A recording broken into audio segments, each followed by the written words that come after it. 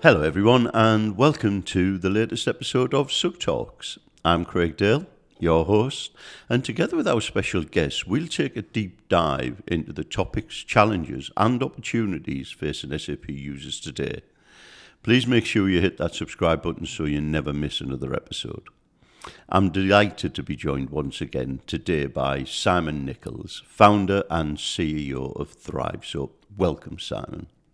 Thank you for having me back again, Craig. Oh, it's always a pleasure, my friend. And in today's episode, we're going to be discussing negativity in the workplace and what lessons perhaps we can learn from a lot of the negativity that surrounded the England team in the Euros. And I know from our past discussions, Simon, you probably won't have watched One Ball Kicked, but hopefully you will have picked on some of the press and especially the negative press around the England team, and especially I think targeted Gareth Southgate, the England manager. I would be lying if I said I saw One Ball Kicked. So, but you're right. I don't live. Although I do sort of try and sort of keep out of a lot of negative press. It was very difficult to not overhear what was going on. So I have a vague inkling. Fantastic. So just before we get into that, as we're recording this in the height of summer, although we've got thunderstorms today, we have seen sun over the past week and a half, but, you know, I suppose all good things must come to an end. Just like to ask, what's your favourite summer drink? Summer drink? What a fascinating question. I'm lucky it wasn't about sport, because we're going to talk about that for the next 40 minutes. Favourite summer drink? Do you know what? I'm going to try and avoid alcohol. Just in life in general, I think that's a really good thing to do. Only because we're talking about mental health and alcohol is a depressant. My favourite summer drink outside of that is a really cool glass of fresh lemonade. And it's not that I make my own fresh lemonade. I'm not this sort of, but you know when you first open that bottle, everything's really fizzy. And I particularly like cloudy lemonade. So a cloudy lemonade. I'm over straws now. I don't use straws as often as I used to. But cloudy lemonade in a tall glass, if I can be so bold, with a sprinkling of ice. Hot summer's day drink. Nice. Very nice. And elderflower. That brings me on to elderflower. That is a beautiful flavour, I think, in the summer. It is, and I'm totally missed the opportunity there to get the word cordial into the podcast. Elderflower cordial. It's the best. Yes, it is indeed. And I'm going to go against you and just add a bit of gin to that. Gin with elderflower, lots of ice. Yes, that is superb. Superb. So thank you for that, Simon. And I suppose going into our topic now, for those of you that perhaps like Simon didn't catch the Euros bug this year, England were runners-up in the European Football Championship, beaten in the final by Spain. And, you know, Gareth Southgate's managed the England team since 2016, and in my opinion, he's markedly improved his performance on the field and perhaps also the relationship with fans and the media. However, you know, I suppose we didn't start the brightest in the tournament, but, you know, we were getting the results we needed, or it would have seemed so to me. But because of those below-par performances at the start of the tournament, Southgate and the team, but I think especially Southgate, faced a tidal wave of negativity from the press, from the media, from the pundits. And I just think, to start things off, Simon, how do you think this kind of negativity would have affected Gareth and the wider England squad? So when it comes to negative media, and when it comes to media in its entirety, I think it's actually quite easy for people to switch off. If you, as Gareth Southgate, I've got no idea what his social media penchant is, but I think, like a lot of individuals within the government, I don't think they actually get to see that tide of negativity, mostly because they're in a different country. They're probably being told to stay away from social media because of its toxicity. And the negativity probably came around via word of mouth or someone text messages or something, possibly from local. But even then, you know that even if you do have the personal number of one of the England team, it's unlikely you're going to go, Dave, I don't know if anyone called Dave plays, Dave, you're getting a load of rubbish over here. Of course you are, because what we all want in life is to win.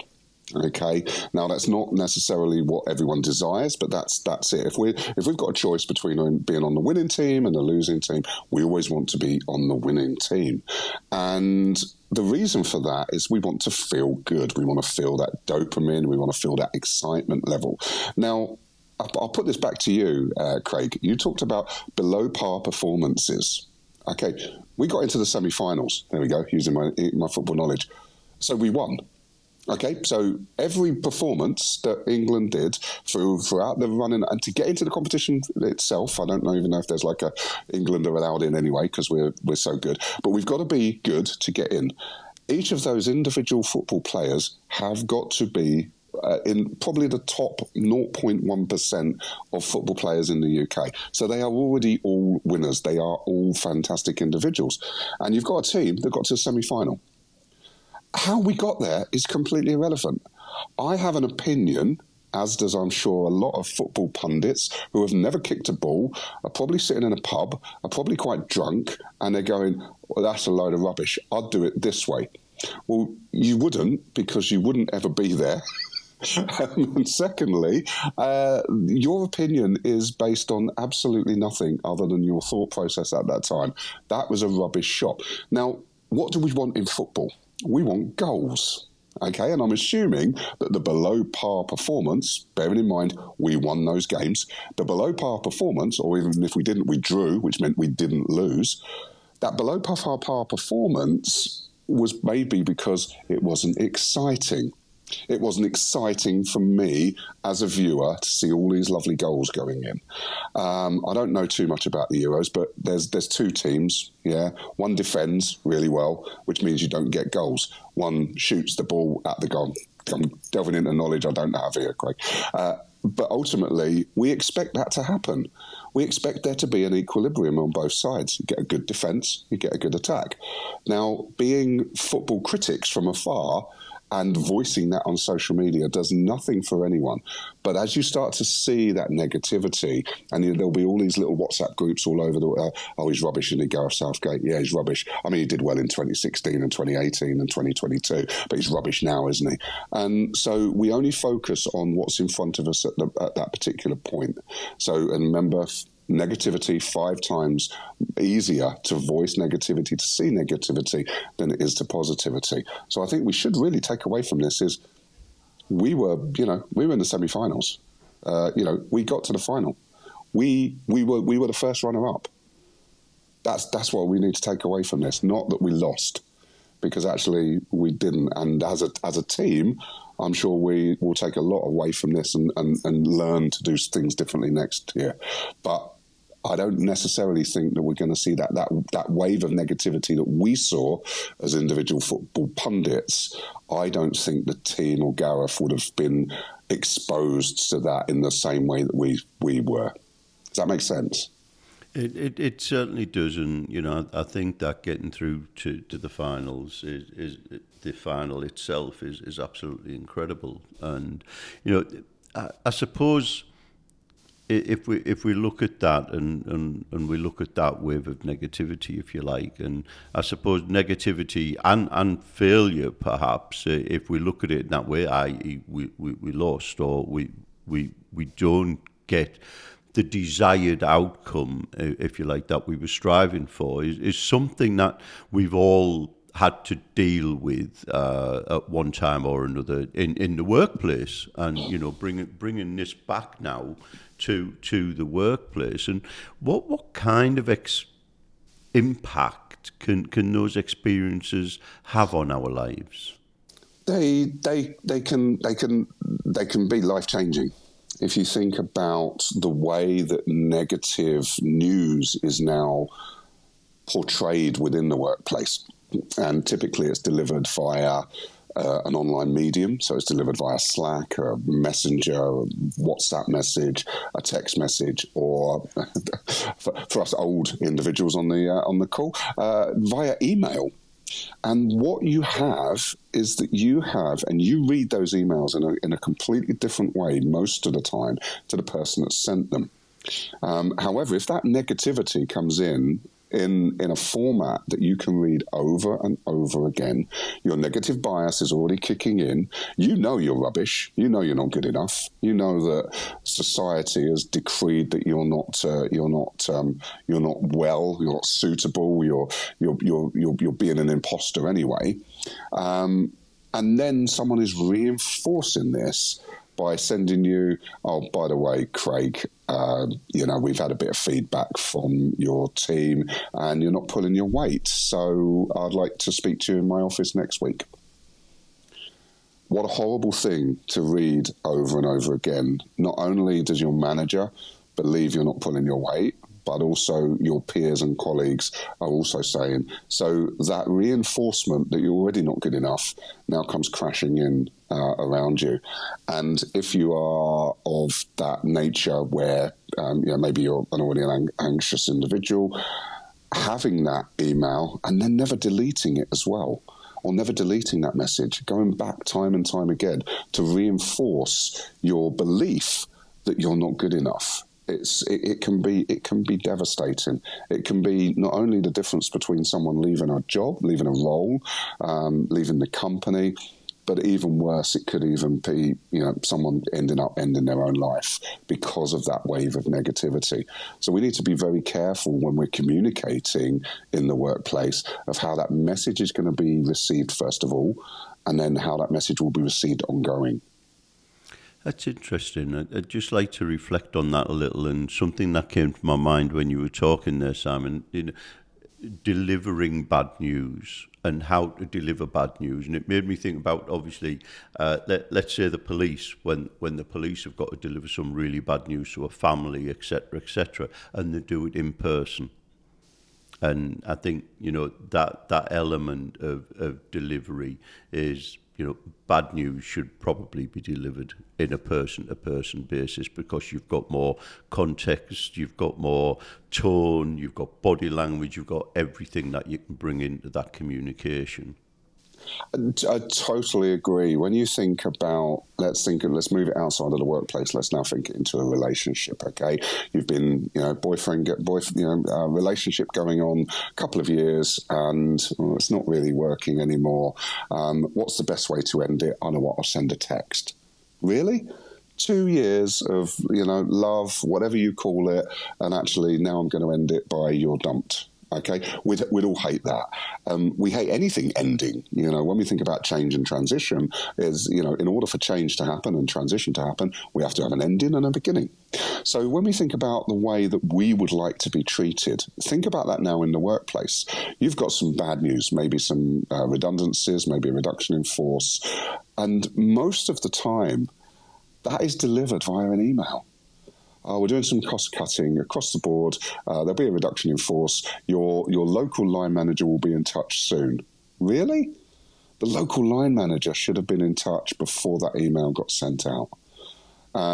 It's understandable. Businesses can't continue to absorb costs and lose money. And obviously there will be a point in any organisation where you have to downsize. But that delivery of that downsized information, that communication, could be done so much better. And even if you do have to ring round all 1,276 employees, do that before that email goes out. Can you imagine the impact, the role of negativity that's going to come off of the back of it? Because immediately a reduction in force, even if it's only 10%, right, there's 1,000 of us, 100 of us are going, I'm going to be the one, I'm going to lose my house, I'm going to lose my relationship, my children are going to hate me, and that's it, I'm going to spiral into a pit of depression just for reading that one email without having the context. Because if the context is that 10% is only going to be in Guatemala and you're in the UK, you're absolutely okay. But no, you need that level of communication, because otherwise your brain, your thoughts will take you off into the worst possible scenario. and then you'll be demotivated. You won't want to come. You won't want to deliver your role, and actually, then you start to get all of the other people around you going down into this demotivation. It's the wrong message for organisations is to send out that we're going to have a reduction in force. Yes, you need to let people know, but let people know in a different way. Yeah, thanks for that. We know our community, but we don't know yours yet. Why not share the benefits of your UK&I Sub membership with those who don't know about us? The UK&I Sub referral scheme rewards you for helping to grow and develop our community. You can check out the link in the description to find out more about how you can get involved. Terms and conditions apply. We hope you enjoy the rest of the podcast. Just on your point there of age and communication methods, and when I first joined the workforce as a young 16-year-old, I used to manage the telex machine. Chris won't even know what a telex machine probably is, but anyway. Yeah, Chris is our producer, by the way, everybody. Just to fill you in on that, we have brought him in from time to time into our conversations. But just moving on now, back to the tournament, and I suppose the hype and expectation that we have for the England team. Some things like the nation expects, and I think this is the hype we build up outside of the people who are engaging in the tournament. And is hype ever a good thing?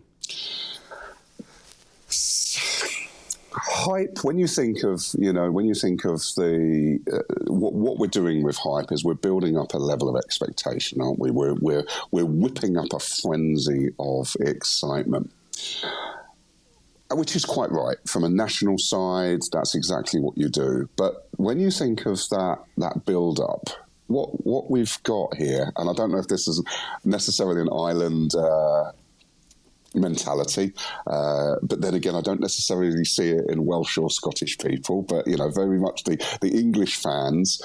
There is this dogged belief that thanks to 1966, that England is a tour de force in the world stage of football, and because of that, and as I believe Baddiel and Skinner, it is coming home. It's coming home, but the problem is, it's not come home yet for quite a few years. But the hype, like as you say, the excitement level, because ultimately we want to be the winning team, and because we've almost nearly won.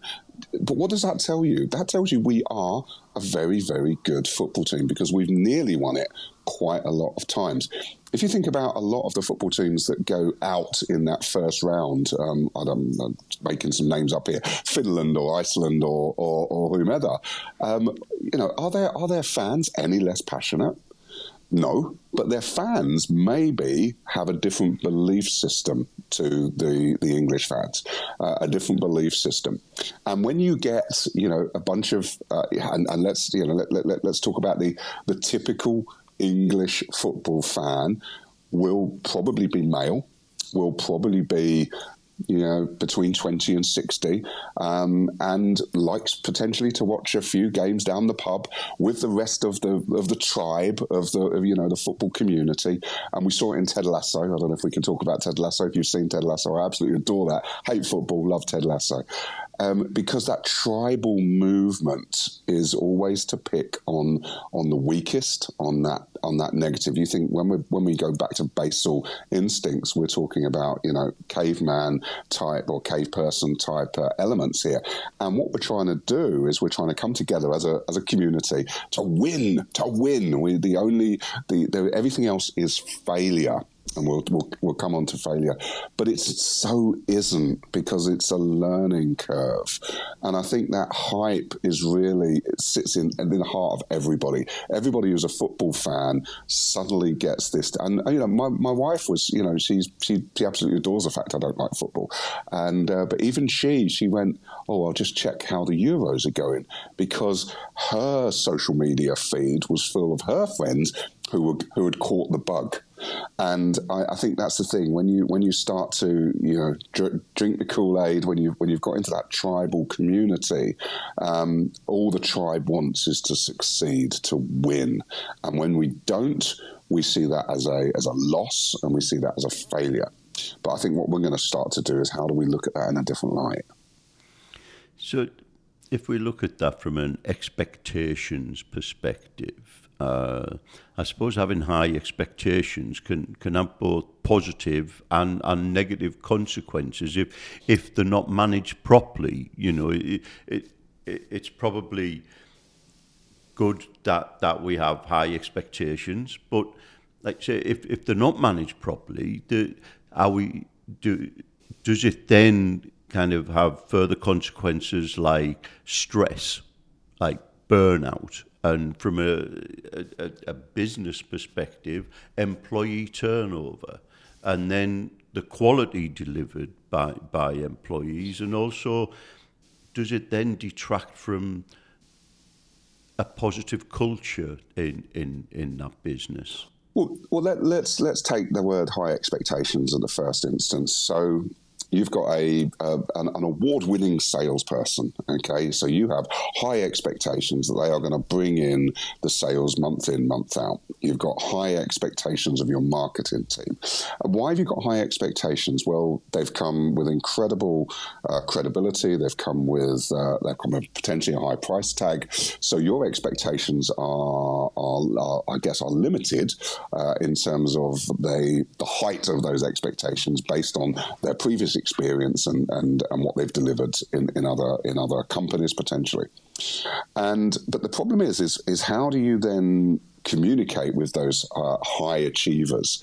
Because what tends to happen is, I've got really high expectations of you, and do you know what? I sold a multi-million-pound deal today. Wonderful. I expect nothing less.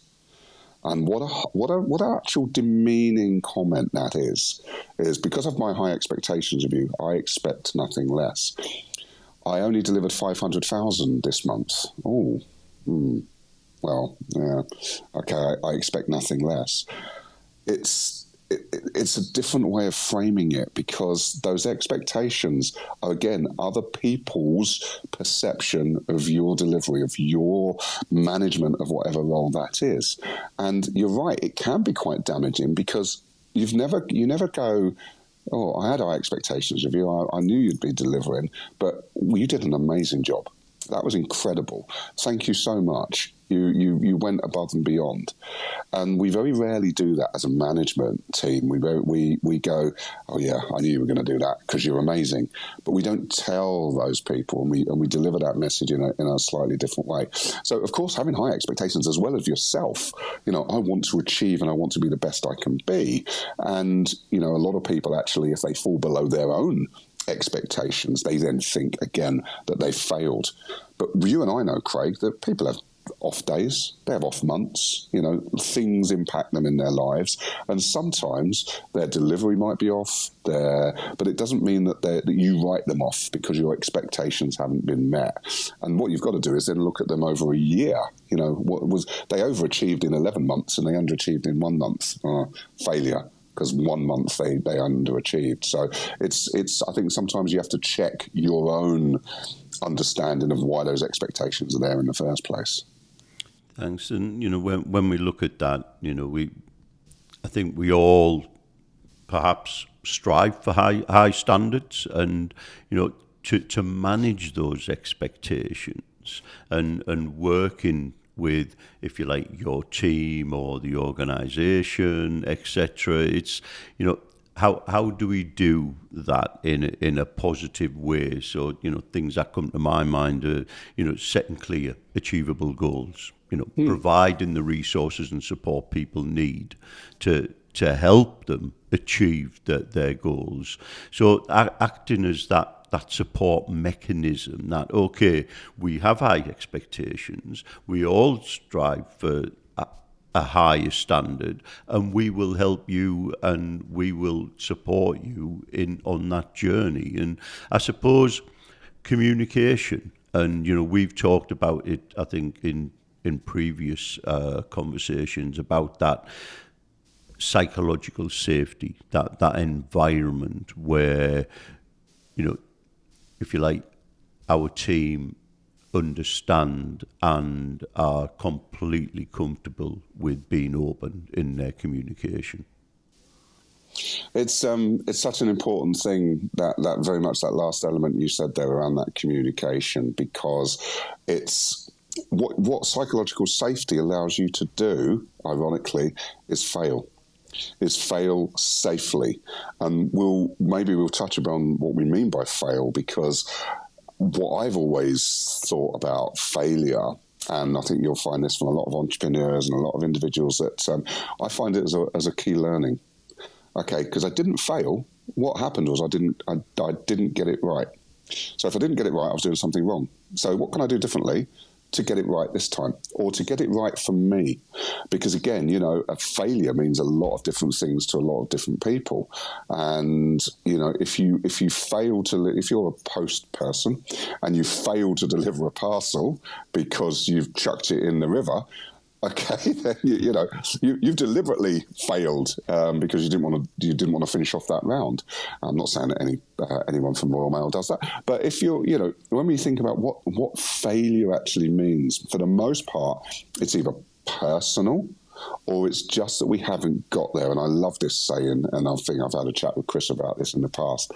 Yet, okay, I haven't got there yet. And when you think about that power of that word, and it's being used across primary schools almost every minute of the day. I can't do this, miss. No, you can't do it yet. And what we need to rebadge, reframe, if you remember, and communicate that in this environment, in this company, it's okay for you to not get it right. It's okay for you not to succeed the first time.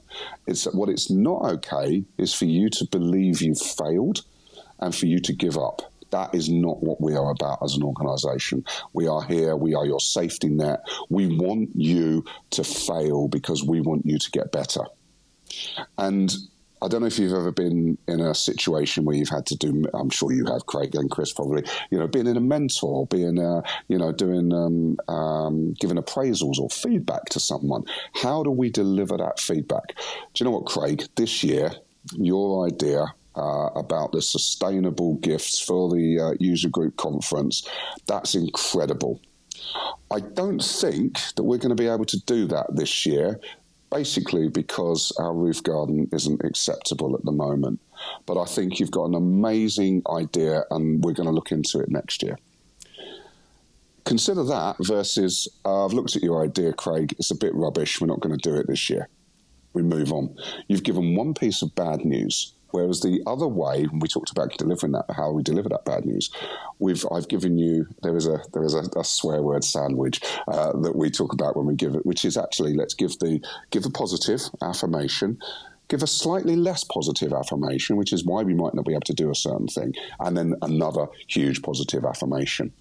And you'll find that then we start to not think about failure or not think about your idea is not good enough, because actually we've put something else in place of it, because actually we are going to consider your ideas and what's going on.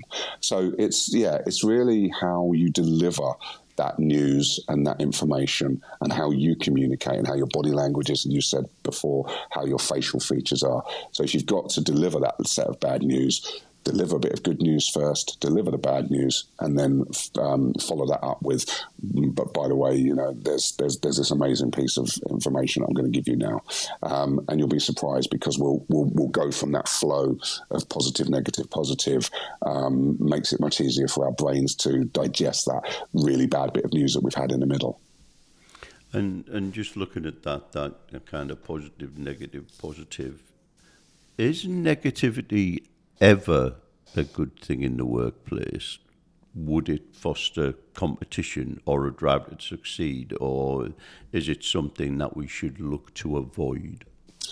I genuinely believe that negativity can foster itself into toxicity very, very quickly. And, we've done a lot of webinars around, the power of happiness. And we talk about mood hoovers, those individuals that come into the office and just suck all of the delightfulness out of the air and deliver it back to you in a slightly less. So it's okay to be down. It's okay to have a negative outlook, as long as you can see the light at the end of the tunnel, as long as you can see that positivity. If you think about if you're driving your sales force based on the lowest common denominator, i.e., Steve, you're doing great, Dave, you're doing great, Simon, you're doing rubbish, in the belief that telling me I'm rubbish is going to make me, I've got to not be rubbish. It doesn't happen. What happens is I then get even more demoralised. It's like, Steve, Dave, is there anything you can do to help Simon out this month? Just give him a little bit of a boost, because for some other unknown reason, his sales figures aren't where we need them to be. That's a much nicer way of saying you're rubbish. The sales director might still believe that, but it's a much more formative way of delivering that bad news, because I can see that. And if it's even worse, if it's up in the office, the highest performing salesperson and the lowest. I am the worst salesperson. Does that drive me to be better? It might do. In certain styles of thinking, certain mindsets, it'll go, I want to be better, I want to do better.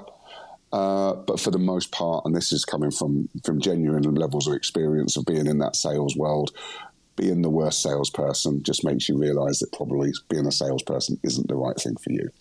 And the same way of target resetting. Hopefully there'll be some sales directors, and I know finance has to happen.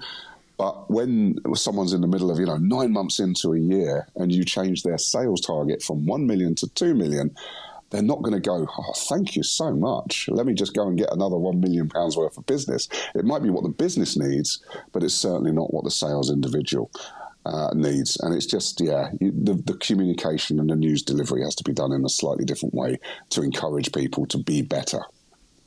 So on that point, what is, in your opinion, the best way to motivate a team to success?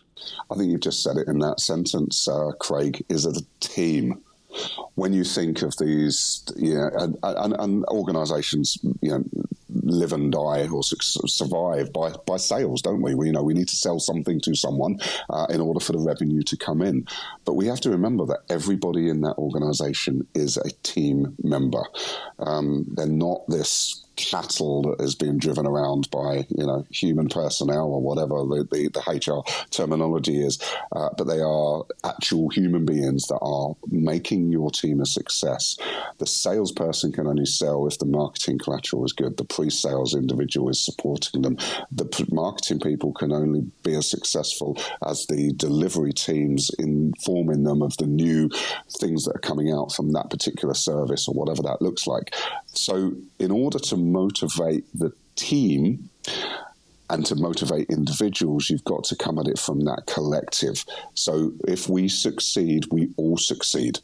And, sometimes you see, especially high-performing sales individuals, I sold £1 million and I've just bought a Ferrari.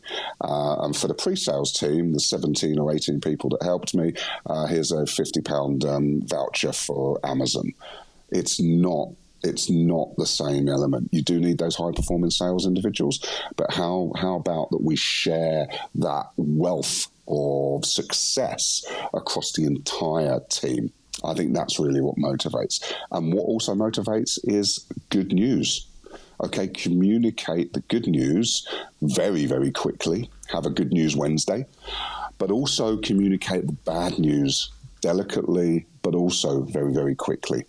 If you can see a steamroller approaching that is going to impact Q4 and we're in Q2, let everybody in the company know that Q4 was going to be a struggle. And if it's a struggle, we might not make bonus. Is there anything that this team can do to help support sales, delivery, all the way through the process? Because we all need to be in this together. But we very rarely do that. We share that with the chief information officer, shares it with a few people, and everyone crosses their fingers and hopes. Whereas if we communicate that to the team, just how important it is that we're all pulling together. If we all row in the same direction at the same speed because we've all had the same information and the same training, we'll all get there a lot faster.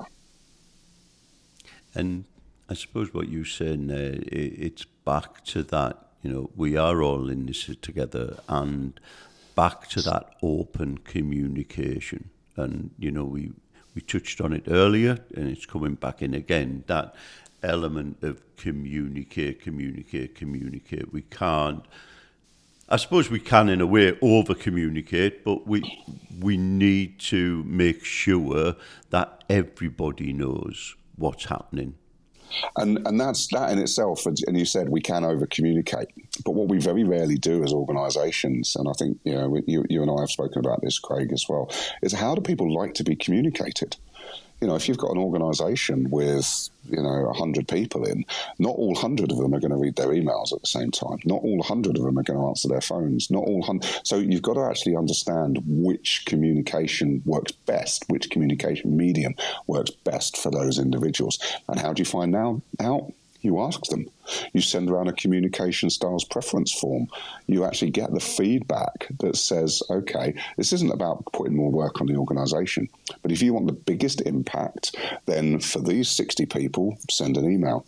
For these 20 people, phone them up. For these 15 people, use Slack, because this is their preferred communication method. And how do we do that? We put that message on all three of those mediums at the same time, and then we follow it up. And that's the way. It might feel like a little bit of an overload, but you've got feedback from the community that this is how we like to be communicated to, and this is how we'd best understand it, rather than just sending one communication out and hoping that everyone's going to understand it and read it. Thanks, Simon. And just as we head towards the close of this conversation now, are there any other learnings from the Euros that you think we could all benefit from? I would say, for an individual football fan, I think the idea is to not necessarily put all your eggs in one basket. Okay, there is a possibility that we might not win. It's not that you have to be downhearted, but it's very much the same of having a very clear mind, a very steady mind about what might happen. And what we've got to come back time and time again is that approach with the we haven't won yet. Okay, the next time we might win. So keep that energy bottled up, keep that enthusiasm up, because it just hasn't happened yet. And I think what we just need to do, again, we've said this time and time again, is if I'm about to write something, I wish Gareth Southgate's leg fell off or something on social media, is that a really nice thing to do? What is wrong with being kindness? We could say, if that was me, I might have done it in a different way. But we don't. We always go for that personal attack because it's easy and I'm hiding behind a keyboard.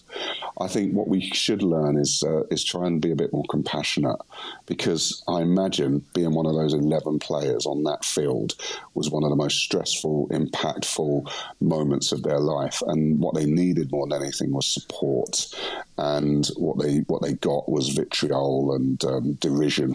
But you didn't see this from France. You didn't see this in Germany. You didn't see this level of anger and hatred. You saw a community combined behind a national team with national pride. And I think that's what we've got in the UK. We've got pride, but we haven't got what happens if they don't succeed? Well, we'll be there to catch them. We'll be there to give them our full support and our backing, because next time we might be able to do something different. And although I didn't watch any game, I did, because it appeared a lot of times on mental health forums that I'm on, was that absolute beautiful practice that they've now got of having someone walk to the player who's taken a penalty to put their arm around them, whether they won, whether their penalty succeeded or they didn't, and to take them back and to create that community, that team element. If we want England to win in the next Euros or World Cup, we have to be a community of supporting individuals, not delivering negativity just because we feel that they didn't play how we wanted them to. Yeah, and that's interesting, because I think there's amplifiers as well, and you've said it many times. You said it earlier in our conversation today about that we're drawn to negativity. I think, is it 5 times more? Is it even more than that? Yeah. And that's what gets amplified, in the media. That's what people see, and then that drives it on and on and on. And, I'm not saying this as a Borough fan because Gareth Southgate is close to our hearts. You know, he was our cup-winning captain back in 2004 and then became our manager. But I, for one, believe Gareth left England in a much better place where he found them. And as a manager or a leader, I think that's all you can ask for.